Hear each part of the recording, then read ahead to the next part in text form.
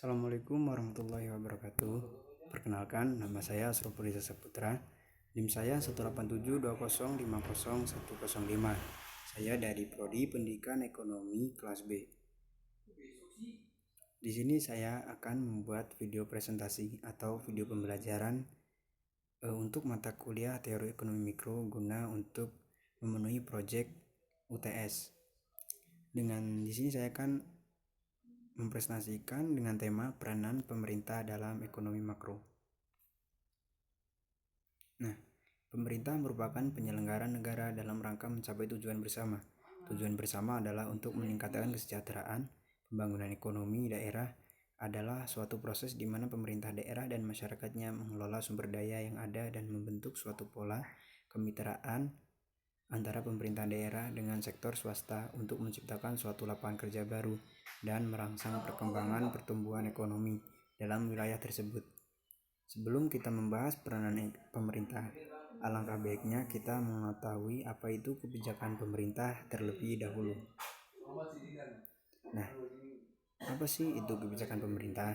Kebijakan pemerintah adalah suatu keputusan yang dibuat secara sistematik oleh pemerintah dengan maksud dan tujuan tertentu yang menyangkut kepentingan umum.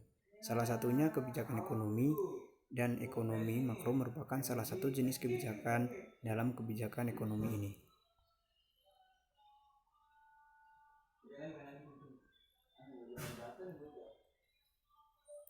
Tujuan dibuatnya kebijakan ekonomi yaitu antara lain nomor 1, menstabilkan kegiatan ekonomi.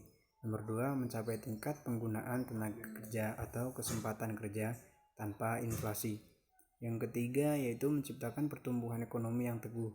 Yang keempat, mewujudkan kekukuhan neraca pembayaran dan kurs valuta asing. Dan kenapa sih ekonomi makro termasuk ke dalam kebijakan ekonomi? Yaitu karena kebijakan ekonomi makro ialah kebijakan ekonomi yang mencakup semua aspek ekonomi pada tingkat nasional. Untuk peranan pemerintah dalam ekonomi makro. Peranan pemerintah dalam ekonomi makro memiliki porsi yang relatif besar. Kajian terhadap seberapa besar peranan pemerintah diwujudkan dalam kebijakan moneter, kebijakan fiskal, dan kebijakan ekonomi internasional. Untuk kebijakan moneter, kebijakan fiskal, dan kebijakan ekonomi internasional secara teoritis dapat digunakan pemerintah untuk memperbaiki kondisi perekonomian.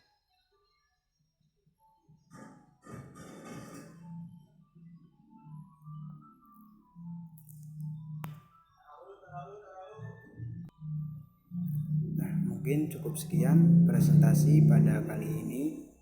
Sebelum saya tutup, akan saya akhiri. Bila ada kata salah atau ada kesalahan dari saya, mohon dipermohon pintu maafnya. Sekian dan terima kasih.